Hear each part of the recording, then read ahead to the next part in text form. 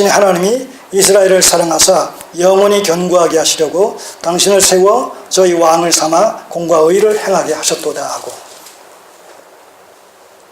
스바야 왕은 사태의 전말을 꿰뚫어보는 통찰력을 여기서 발휘하는 것을 보게 됩니다. 그렇기 때문에 이 여인도 현자다라는 사실을 우리가 여기서 미루어 짐작하게 되는 거예요. 뭐냐면 바로 그 솔로몬이 지금 발휘하고 있는 그 탁월한 지혜가 자기와 같은 인간적인 지혜가 아니라는 사실을 깨닫고 나서 그 지혜의 출처가 인간이 아닌 하나님, 그 솔로몬이 믿는 하나님, 그 솔로몬을 왕 위에 세워주신 하나님,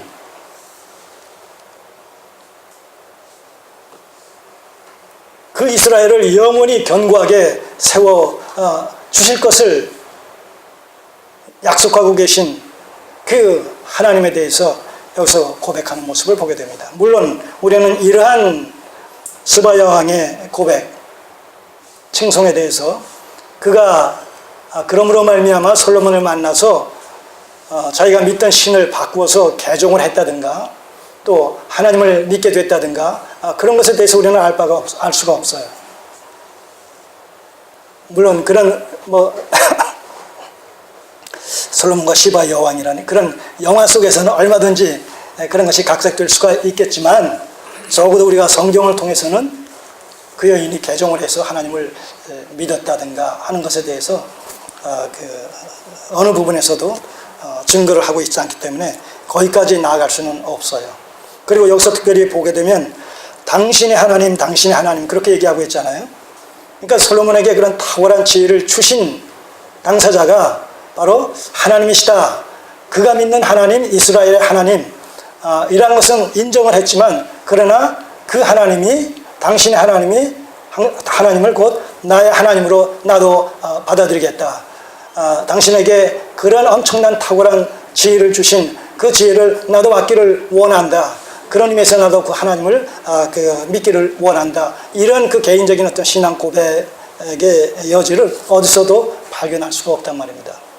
때문에 필요 이상 우리가 그의 어떤 신앙의 정체성에 대해서 기독교와 관련되어진, 여호와의 신앙과 관련되어진 그 어떤 것도 필요 이상 우리가 추정할 필요는 없다고 생각을 합니다.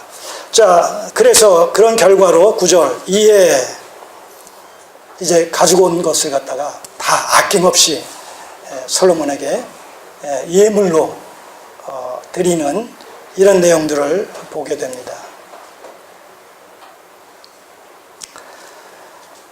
거기 10절, 11절에 괄호로 쳐 있는 부분은 지금 이 이야기의 연장선상에서 되어진 것이 아니라 그 성전을 건축하는 과정 속에서 후람 왕이 자재들을 제공한 그 내용을 같은 맥락 속에서 이렇게 여기 삽입시킨 것에 불과합니다. 그래서 괄호로 이렇게 처리한 것을 우리가 볼 수가 있습니다. 12절로 넘어가세요. 솔몬 왕이 스바야 왕에 가져온 대로 담례하고 그 외에 또 저의 소원대로 무릇 구하는 것을 주니 이에 저가 그 신복들로 더불어 본국으로 돌아갔더라. 예물을 주고 또 솔로몬은 담례로 예물을 주어서 받은 만큼의 그 담례를 주어서 돌아가게 했다. 근데 여기 재밌는 얘기가 좀 있죠. 스바야 왕이 가져온 대로 담례하고 그 외에 또 저의 소원대로 무릇 구하는 것을 주니, 저의 소원대로 무릇 구하는 것을 주니, 이 부분을 가지고 또 온갖 이 한 구절 가지고 완전히 드라마가 하나 나오는 것이죠. 그래서 어떤 전설이 있느냐라고 하면,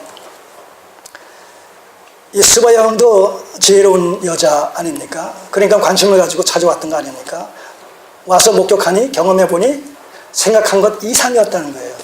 그러면 매료당해요? 매료당하지 않겠어요? 매료당하잖아요. 여기서 이 말에 근거해서 여러 가지 설들이 나오는데, 그 중에 재미있는 설을 하나 얘기해 드린다면, 당신 같은 지혜로운 아들을 가졌으면 좋겠다. 이런 어떤 소원을 아뢰이고 사랑을 나누어서 결국 돌아가서 아들을 낳고 그 아들이 그 후에 그 나라의 또 왕이 되어졌다라는 그런 이야기가 있다고 합니다. 믿거나 말거나죠.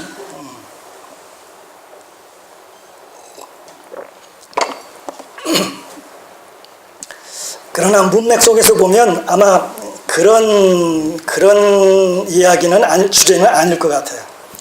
저의 소원대로 무릇 구하는 것을 주니, 이런 것을 보면 이건 어떤 사랑의 문제가 아니라 어떤 원하는 그 어떤 것을 갖다 준 것이지, 그런 둘의 어떤 인간적인 관계는 아니라고 생각이 들거든요. 자, 13절부터 28절까지는 두 번째 단락인데, 결국 이스라엘의 솔로몬 왕국의 극한 그 번영과 영광이라는 이런 주제로 우리가 살펴보게 됩니다.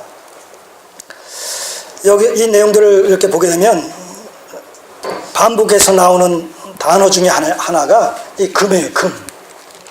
금. 특별히 13절을 보시면 솔로몬의 세입금의 중수가 666 금달란트다. 이 세입금이라는 것은 해마다 들어오는 이 금액이 아니라 골드를 얘기하는 거예요. 해마다 들어오는 이런 금의 그 무게가 666 금달란트다. 666달란트다. 이거는 요즘으로 환산하게 되면 23톤에 해당하는 금이라는 거예요. 1톤짜리 몇 톤짜리 본 거예요? 1톤이죠. 그 1톤 트럭이 23개에 해당하는, 거기 실리는 만큼의 그런 금인데, 금액으로 따지면 2천억 이상이 되는 거예요. 2천억 이상이. 그러니까 환산하기가 어려울 정도의 이런 금이 해마다 접수가 됐다는 것이죠. 그리고 그 다음 말씀 보세요. 14를 보시면 그 외에 또 상고와 객상들이 가져온 것이 있고, 아라비아 왕들과 그 나라 방백들도 금과 은을 가져와서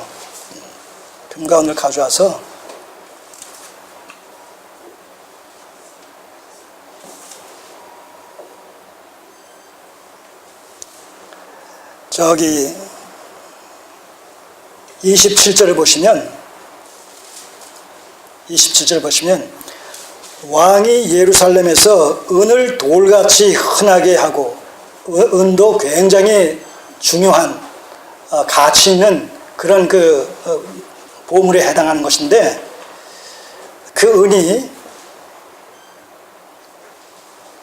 은을 돌같이 흔하게 하고 백향목을 평지의 뽕나무같이 많게 하였더라. 이 관용어적인 표현입니다만, 이렇게 금이 많다 보니까 상대적으로 은이 가치 없어지고, 백향목이, 유대인은 백향목이 없어요. 다 이게 수입인데, 이 백향목이 얼마나 많은지 평지에 뽕나무같이 많게 됐다는 얘기죠. 그러니까 이런 표현을 통해서 당시 솔로몬 왕국의 부와 재물과 그의 존귀와 영광과 영화가 얼마나 컸었던가, 이런 것을 우리가 쉽게 짐작을 할 수가 있죠. 그런가 하면 우리가 지난 시간에도 살펴봤습니다만서도 솔로몬 통치하에 이스라엘의 영토가 가장 광범위하게 확장이 되었습니다만, 여기서도 그런 말씀이 나옵니다. 자, 26절을 보시면 솔로몬이 유브라데 강에서부터, 이 북쪽 경계예요. 그 다음에 그 중간 지역, 지중해 연안의 블레셋 땅과 그리고 남방 한계 애굽 지경까지의 10왕을 관할하였으며, 하나님께서 아브라함에게 약속하신 땅뿐만 아니라 동서남북 이 사방에 걸쳐서 타국의 땅까지도 부분적으로 점령을 했다는 것이죠. 그래서 이스라엘의 역사상 이 솔로몬 왕국 시에 가장 광대한 이런 영토를 차지했었다라는 이런 사실을 우리가 여기서 확인을 하게 됩니다. 자, 저기 15절을 보시면 그렇게 해마다 들어오는 이런 그 세입금으로 어떤 용도로 금을 사용했느냐라고 했을 때 15절 솔로몬 왕이 쳐서 느린 금으로 큰 방패 200을 만들고 또 매 방패에 든 금이 600세겔이며 또 쳐서 느린 금으로 작은 방패 300을 만들었으니 매 방패에 든 금이 300세겔이로다. 자, 이 방패를 금으로 만들었다. 그러면 이 금방패를 가지고 전쟁에 나가서 사용했느냐? 그게 아니라 이것은 전시용 방패입니다. 말하자면 외국에서 왕이 방문을 했다든가 또 그 나라에 어떤 큰 경축 행사가 있다든가 라고 했을 때 이제 그 전시하기 위해서, 과시하기 위해서, 그 위용을 드러내기 위해서 사용되어지는 그런 전시용, 과시용 그 방패를 만드는데 금을 사용했다는 거예요. 그런가 하면 17절에 상하로 큰 보좌를 만들고 정금으로 입혔다는 거예요.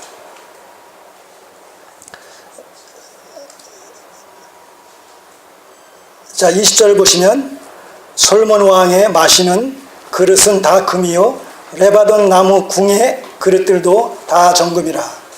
솔로몬의 시대에 은을 귀히 여기지 아니했다는 거예요. 자, 이렇게 그 귀한 금이 솔로몬 왕국 시대에 솔로몬 왕국에 차고 넘쳤다는 것이죠, 말하자면. 금은 부와 어떤 권세에 대한 상징입니다.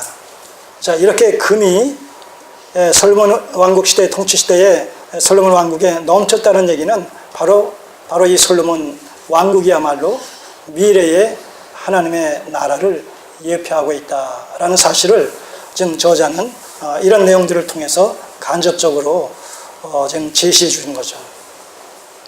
그러므로 말미암아 이 글을 읽는 바벨론 포로 귀한 이스라엘 백성들에게 다윗 언약에 약속된 미래의 신다윗 왕국을 세워야 될 그런 어떤 필요성에 대해서, 당위성에 대해서 끊임없이 촉구하는 것이죠. 근데 오늘 그로부터 한 1000년 이상이 지난, 1000년 이상이 충분히 지난 예수님 당시에 어떻게 됐어요? 바로 예수님께서 그 솔로몬의 실체로서, 다윗의 아들의 실체로서, 하나님의 아들의 그 실체로서 오셨단 말입니다. 그리고 그분의 구속 사역으로 말미암아 교회가 출현하게 됐다는 것이죠. 바로 그 교회가 뭐예요? 바로 신 다윗 왕국이라는 것이죠. 그 교회가 바로 메시아 왕국이요, 그 교회가 다름 아닌 하나님의 나라다라는 것이죠. 그 구성원이 누굽니까? 여러분과 저라는 거예요. 우리라는 거예요. 물론 앞서간 성도들을 포함해서 하늘에 있는 성도, 이 땅에 있는 성도, 이것이 다 합쳐져서 하나의 교회를 이루게 되는데 그것이 바로 메시아 왕국이요, 하나님의 나라요, 신다윗 왕국이요, 그것이 참 이스라엘이요. 이미 우리는 그 나라에 속한 자들로 존재하고 있고 주께서 오시게 될 때 이제 종말론적으로 완성된 교회, 완성된 성전, 완성된 하나님의 나라에 우리가 들어가게 될 겁니다. 여러분, 이런 사실들이 믿어집니까? 네? 믿어지세요? 질문하고 싶어요. 물질 만능 시대에 이미 사람이 달나라간 얘기도 캐캐묵은 옛날 얘기지만,